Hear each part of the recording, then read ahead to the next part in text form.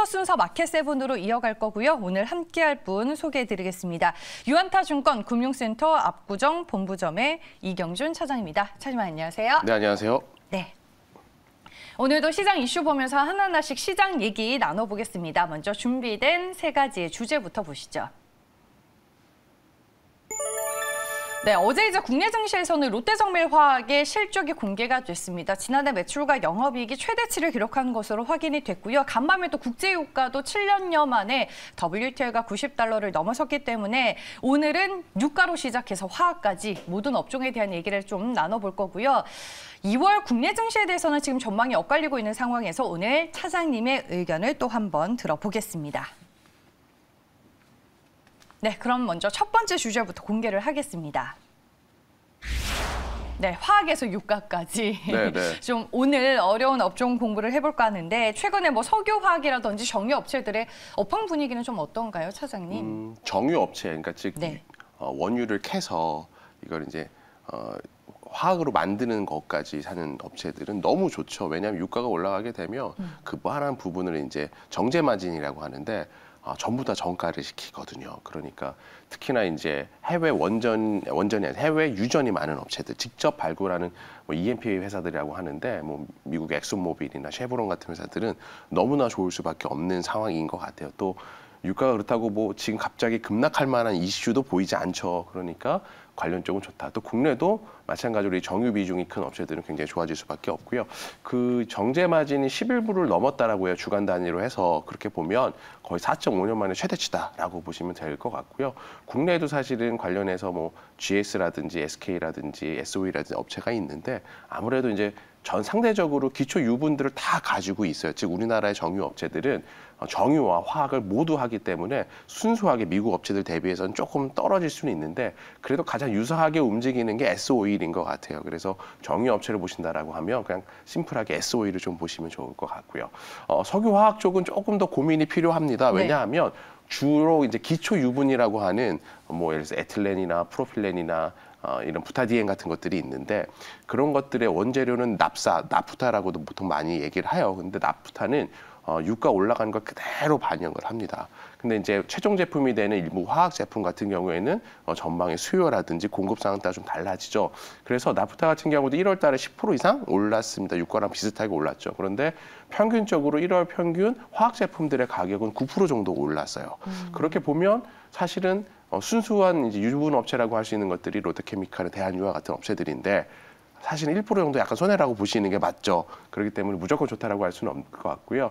특수 일부 화학 같은 것들, 예를 들어서 뭐 PX 같은 약간 섬유 쪽이나 이런 쪽의 계열들은 한 14% 올랐더라고요. 그래서 그런 쪽으로 좀 이제 좀 특수화학 쪽 관련된 제품들을 많이 가지고 있는 화학 업체로 좀 보시면은 좀 좋지 않을까 개인적으로 그런 생각이 들어갑니다. 최근에 보니까 면화 가격도 면화도 신고가죠. 상승세가 가파른 것 같더라고요. 면화가 올라가면 대체제죠. 사실 면화는 천연 제품이잖아요. 그러다 보니까 그러면 뭐 나일론 하면 또 스판덱스 이런 쪽 의류 쪽 관련된 원재료 쪽이 좀 좋아질 수 있는 여지들이 있어서 그런 쪽에서 이제 어떤 회사들이 좋아질 만한지를 좀 같이 보시면 좋을 것 같아요. 전체적으로 시황 같은 경우에는 좀 최악의 국면을 지나고 있나 이런 생각이 들기도 하고. 그렇죠. 중국 쪽에서도 이제 그 베이징 올림픽이 개막이 되잖아요. 이렇게 되면은 좀 중국 쪽에서 원재료 공급이 안정화될 가능성이 있을 수도 있다. 뭐 이런 코멘트들이 있어서 그게 현실적으로 가능한 부분인가요? 그래도 전에 제가 한 몇 개월 전에 말씀드렸었지만 P라는 게 있죠. 가격이 일단 올라가야 가격 정가도 시킬 수 있고 기업들이 실적을 이제 벌릴 수가 있는 부분이거든요. 그런데 지금 유가가 올라가는 것은 결국은 그 기본 업체들의 가격을 올릴 수 있는 요소가 됩니다. 그래서 유가가 올라가는 건 사실 화학 업체한테 기본적으로는 좋다라고 보여져요. 물론 그 안에서 어떤 게 더 오르고 덜 오르고 좀 구분해야 될 것 같긴 하고요. 중국 업체들이 지금 환경오염 이슈가 굉장히 심하다 보니까 특히 올림픽을 앞두고 주로 이제 유럽 국가 같은 경우는 그런데 굉장히 예민하잖아요. 그런 비판들이 나오고 있다 보니까 공장 가동도 좀 최소로 멈추고 이런 부분들이 있습니다. 그래서 사실은 2월 중순 정도에 올림픽 올림픽이 끝나면 다시 생산이 들어갈 거기 때문에 2월 말이 되면 그런 관련된 또 제품들, 중국에서 많이 생산하는 제품들 같은 경우에는 사실 기초유분 같은 경우는 좀 가격이 매려지기 이리저리 좀 떨어질 수밖에 없을 것 같고요. 한국이 강점을 가지고 있는 특수화학 같은 것들은 계속적으로 좀 좋지 않을까 생각을 하고 있습니다. 그래서 유가는 상승하기 때문에 긍정적인 환경은 맞고 중국의 재생산을 들어가기 때문에 공급은 늘어날 수 있어서 중국과 경쟁하는 업체에 대해서는 약간 애매할 수 있다. 그러나 일부 특수화학이나 이런 쪽 관련된 것들, 그렇게 환경 오염에 대한 이슈는 뭐 기준으로 가져갈 수밖에 없고 중국도 천명을 했죠. 자기들이 환경 오염을 줄이겠다라는 부분이기 때문에 기본적인 기조 자체는 그런 쪽에서는 좋아질 수 있는 여지가 많이 있습니다. 그래서 그런 쪽을 좀 살펴볼 수 있는 필요가 있을 것 같아요. 네, 알겠습니다. 유가 얘기도 해보겠습니다. 간밤에 또 WTI가 7년여 만에 $90를 넘어섰고 이제 $100 머지 않았다 이런 전망들이 좀 많이 쏟아지는 것 같은데 뭐 오늘 이제 국제유가가 올랐다고 해서 미국 에너지 기업들의 주가가 오르지는 않았지만 최근에 국제유가 상승 기조와 함께 미국 에너지 업체들의 주가 분위기는 그래도 괜찮았던 걸로 제가 기억을 하거든요. 반면에 이제 국내 대표적인 종목들의 흐름은 어때요? 정유사들 실적은 좋다고 하는데. 예를 들어서 뭐 SK 이노베이션 같은 경우에는 이제 배터리 부분과 그다음 정유 부분과 화학 부분이 같이 있죠. LG화학은 사실은 분사를 하긴 했죠. 이제 분사를 했지만 LG화학 같은 경우는 화학 쪽에 대한 비중이 굉장히 크죠. GS 같은 경우는 이제 사실은 지주사에 숨어 있는 구조죠. 그러다 보니까 다른 여러 가지 변수들이 많습니다. 그래서 제가 서두에 말씀드린 것처럼 정유만 봤을 때는 그래도 애널리스트들의 분석도 그렇고 투자들의 선호도 그렇고 가장 그래도 순수하게 정유에 대한 이익을 많이 볼 수 있는 구조가 S-오일입니다. 그리고 S-오일이 윤활유 쪽도 많은데 일종의 특수화학 쪽에 좀 들어가는 부분들이 있고요. 그래서 S-오일을 탑픽으로 보시면 가장 좀 편하지 않을까 생각이 되어지고요. 사실 미국 업체 엑소모빌 같은 경우가 거의 하락이 없어요. 그 얘기는 시장이 이렇게 하락했는데 없다는 거는 상대적으로 말하면 엄청나게 좋았다는 걸 얘기하는 거죠. 그래서 어떻게 보면 또 반대될 수 있어요. 시장이 또 반등하면 그쪽에서 차익 실현이 나올 수 있는데 아직까지는 인플레이션에 대한 우려가 계속하죠. 그렇기 때문에 유가를 반대로 빠지게 할 만한 우려들이 많지 않아 보여요. 저도 계속 찾아보고 있습니다. 시장 전반적으로는 사실 하락하는 게 조금 좋긴 하거든요. 그런데 찾지 못하고 있기 때문에 당분간은 좀 그쪽으로 보시면 좋을 것 같고요. 기초 유분 업체는 제가 조금 피해달라고 말씀을 드렸던 게 롯데케미칼이나 대한유화 같은 경우에는 원재료 가격이 너무 많이 올랐어요. 나프타 가격이. 그래서 이거를 전가하기가 좀 쉽지 않은 구조고요. 이제 가격이 90불이 넘었기 때문에 일부 업체들의 가격 전가가 있을 수 있겠죠. 그 중에서 이제 개인적으로는 제일 선호하는 종목이 저는 실적 발표를 하긴 했습니다. 롯데 정밀화학을 좀 굉장히 선호하고요. 보통 이제 염소 계열 제품이라고 하는데 가성소다나 ECH 관련된 부분들이 스프레드도 굉장히 좋고 스프레드란 건 이제 납사해서 뽑아내는 건 아니거든요. 이거는 한번 가공한 제품에서 한 번 더 뽑아내는 것들인데 아까 말씀드린 것처럼 9% 정도 올랐다라고 하는데 이것들의 가격은 훨씬 더 많이 올랐어요. 그러니까 스프레드가 좀 좋아지긴 하죠.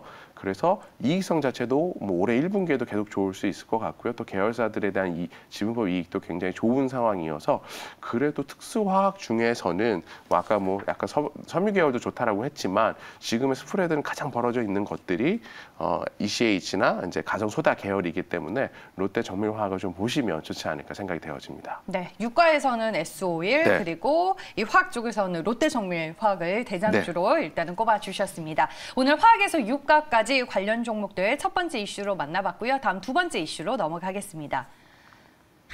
네, 어제 국내 증시 반등이 나와주기는 했는데 어렵죠. 모르겠어요. 장 초반에는 전체적으로 종목들이 다 빨간불이었고 이제 장이 진행이 될수록 각자의 길을 조금 찾아가는 분위기가 연출이 되더라고요. 저는 이제 시장 반등 시에 가는 종목과 못 가는 종목을 좀 구분을 해봐야 될 것 같아서 어제 반등이 가장 센 놈이 뭐였냐? 이걸 좀 차장님께 여쭤보고 싶었어요. 사실은 좀 아쉬워요. 굉장히 어려워요. 왜냐하면 페이스북이 그렇게 돼서 3~4% 이상, 최소 4~5%씩은 오를 걸 기대를 했다가 한 2% 정도 이내로 마감이 됐죠. 거기다가 또 LG화학, LG 에너지 솔루션이라든지 셀트리온의 삼성바이오라든지 네이버라든지 큰 종목들을 빼면 실질적인 효과는 1%, 1.5%밖에 안 됐거든요. 많이 아쉬움이 크고. 그래서 사실 저는 어제 전략을 아침에 좀 올릴 때 매도를 하고 오늘 아마존 실적 발표를 하니 분명히 같은 쇼핑 업종이 빠질 것이다라고 기대를 하고 사실 밑에서 받으려고 생각을 했더니 또 아마존은 이렇게 올라가요. 전체적으로는 좋은 부분입니다. 네. 중요한 것은 미국 시장은 바닥은 나왔다고 생각은 합니다. 네. 한국도 분명히 시중 매물들이 많이 털렸고 바닥은 나왔어요. 근데 미국은 바닥에서 50%에서 61.8%까지 되돌렸다가 다시 조정을 받고 여기서 다시 반등이 나오는 기조이기 때문에 사실 굉장히 좋은 형태의 움직임이거든요. 근데 한국은 23% 정도도 반등을 못했어요. 그러니까 아주 미미한 수준. 이평선 보면 장중에 7일 이평선까지 올랐다가 종가는 5일 이평선 조금 위에서 마감이 되는 정도였기 때문에 굉장히 어려운 시장이고 연속성이 없죠. 금요일 날은 IT 섹터들이 굉장히 강했었죠. 그런데 전일 같은 목요일 같은 경우에는 많이 빠졌던 섹터들이 굉장히 강합니다. 그럼 뭘 선택하실까냐 고민인데 아까 제가 말씀드렸죠. 하락폭이 얼마만큼 되돌렸나를 봤을 때 글로벌하게 강한 나라는 61.8%, 약한 나라가 38% 정도 피보나치라는 이제 수열이라고 하는데 기술적인 분석상에 이런 부분인데요. 한국은 이제 한 15% 되돌렸는 정도예요. 그 얘기는 뭐냐면 미국 시장이 안정을 찾으면 결국 아래에 있던 애들이 키를 맞추게 올라가는 과정이 되죠. 그러면 아래에 있던 것들이 뭐냐? 낙폭 과대 종목인 것 같습니다. 그래서 단기로 보면 2월 초순까지는 저는 낙폭 과대 섹터로 관심을 가져야 될 것 같고요. 2월 중순 정도가 되면 잠정 실적 발표라고 해서 기업들이 연간은 30% 이상의 이익 변동 있는 회사들이 발표를 합니다. 그럼 어떤 회사가 좋은지 알 수가 있죠. 그래서 2월 초중순이 되면 중순 전에 실적이 좋아진 IT 섹터들이 많거든요. 그런 섹터들을 좀 편입하는 것들이 많을 것 같고요. IT 하드웨어 섹터에서는 사실 개인적으로 기판이나 비메모리 쪽을 좀 선호를 하고 낙폭과대 종목은 이제 이격 기준에서 21선과 90 이상 벌어진 종목들이나 단기 이평선 아래에 있는 것들이 있어요. 어제 많이 오른 것들은 단기 이평선을 뚫고 올라갔는데 보통 3일선, 5일선, 7일선은 단기 이평선을 얘기를 하거든요. 네. 그 아래에 있는 주식들 예를 들어서 뭐 비덴트라든지 아니면 뭐 하이브라든지 이런 다날 같은 메타버스 관련 주들 컨텐츠 쪽이 굉장히 아래에 있고요. 그리고 바이오 쪽에서도 일부 뭐 아타바이오라든지 그다음에 매드팩도 같은 것들이 이 아래에 있습니다. 이런 것들이 좀 키 맞추기 랠리를 할 수 있으니 좀 구분하셔서 단기 전략 그다음에 2월 월간 전략 좀 나눠서 구분하시면 좋을 것 같습니다. 일단 낙폭 과대된 종목 얘기를 해주셨어요. 뭐 비덴트, 하이브, 뭐 아타바이오 등등 얘기해 주셨고 기판 쪽도 IT 쪽에서는 좋게 본다라고 말씀해 주셨는데 대표적인 종목이 뭐 심텍? 네, 맞아요. 심텍, 이수페타시스, 어제 뭐 BH도 실적 발표를 잘했죠. 네. 그리고 이제 코리아 서킷 3개 종목인데 주가가 위에 있어요. 아까 정유 쪽 잠깐 말씀드렸지만 위에 있다는 거는 안 빠진 거나 다름없기 때문에 20, 30% 수익 난 거랑 마찬가지이기 때문에 잠정 발표를 보통 중하순위 하거든요. 그 전에 최대한 주가 조정이 좀 있을 때 분할 매수를 공격적으로 말고 하시면은 올해 실적이 굉장히 좋아질 업종이고요. 또 비메모리 쪽에서도 후공정 업체나 또 일부 전공정 업체는 굉장히 실적이 좋습니다. 올해 내내 좋을 수 있는 여지들이 있어요. 구조적인 부분들이고요. 보셨을 때 DB 하이텍 같은 종목은 전공정 쪽에서 8인치 차량용 반도체를 생산하는 업체인데 뭐 계속 쇼티지죠. 오늘 지금 유럽에서 인피니온이 1년 내내 차량용 반도체 쇼티지라고 얘기를 하거든요. 그래 계속 좋아질 수밖에 없습니다. DB 하이텍 주가가 지금 좀 조정받은 상황인데 주동주대 사시면 좋을 것 같고요. 또 시그네틱스라고 해서 이제 반도체 비메모리 후공정을 담당하는 국내 최대 고객 사양 회사가 있는데 비중이 좀 많이 늘어나는 것 같아요. 그리고 4분기도 좋아지는데 1분기부터는 아주 큰 폭으로 감가상각도 모두 끝났기 때문에 올해 실적 성장으로 보면 굉장히 놀랄 만한 시총이 2천억이 안 돼요. 그런데 수익은 제 개인적인 생각은 3, 400억 이상 나올 수 있을 것 같아요. 그런 회사들 그리고 마지막으로 비메모리 테스트하는 후공정 중에서 테스나 같은 업체들도 4분기 실적이 좋은 걸로 알고 있습니다. 그래서 그런 쪽으로 좀 그러니까 전략은 두 가지 나누셔야 돼요. 단기로는 낙폭과대 종목들. 그다음에 2월 중하순까지 실적을 보고서 좀 편하게 하시겠다라고 하시는 분들은 그런 종목들이 빠질 때 좀 천천히 분할 매수하시면 좋을 것 같습니다. 네, 알겠습니다. 포트폴리오 전략까지 딱 세워주셨습니다. 낙폭 과대된 종목들 한번 좀 보자라고 말씀해 주셨고 IT 쪽에서는 기판 쪽 그리고 실적이 보장되는 DB 하이텍과 시그네틱스 그리고 테스나까지 그렇죠. 비메모리 쪽입니다. 맞아요. 네, 언급을 해주셨으니까 여러분들 잘 한번 참고해 보시길 바라겠습니다. 마켓세븐 오늘 여기까지고요. 지금까지 유한타증권의 이경준 차장과 함께했습니다. 고맙습니다. 네, 감사합니다.